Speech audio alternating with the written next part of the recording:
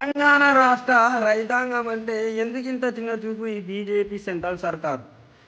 మాకు రావాల్సిన యూరియా కూడా మాకు ఎందుకు ఇవ్వలేకపోతుంది? 9 లక్షల టన్నుల యూరియా మా రాష్ట్రానికి రావాల్సి వస్తే మరి 4.5 లక్షల టన్నుల ఇచ్చి ఎందుకింత చేతులు దులుపుతుంది?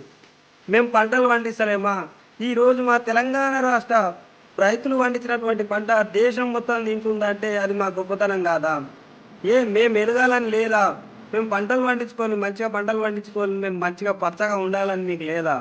ఎందుకు మా తెలంగాణ రాష్ట్ర రైతుల మీద ఇచ్చిన చూపు? ఆ? యూరియాని అడ్డం పెట్టుకొని యూకేజీ పిల్లలు చేసే రాజకీయాలు మా రైతుల మీద ఎందుకు చేస్తుంది? మమ్మల్ని ఎందుకంత చిన్నచూపు చూస్తుంది? మా పుట్ట ఎందుకు కొడుతుంది? మరి మేము కూడా బీజేపీకి మరి 9 మంది ఎంపీలను ఇచ్చినాం కదా, మరి మా ఎంపీలు మిమ్మల్ని అడుగుతలేరా? మరి మా రాష్ట్రానికి యూరియా కావాలి మా రైతాంగానికి అని ఎందుకు అడుగుతలేరు మరి వాళ్ళు?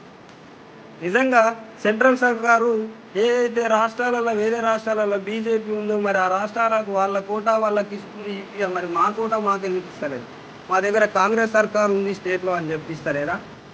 మరి మేము మంచిగా పంటలు పండించుకొని పచ్చగా బతకాలని లేదా మీకు? ఎందుకు మాకు మా రైతుల మీద, మా తెలంగాణ రాష్ట్ర రైతుల మీద ఈ లక్ష్యం? మా కోట మాకు ఇవ్వండి, మమ్మల్ని బతకనియండి, మా పొట్ట కొట్టకండి. మేము కూడా ట్యాక్సులు కడుతున్నాం కదా సెంట్రల్ సర్కార్కు. మా కోటా యూరియా మాకు ఇవ్వండి.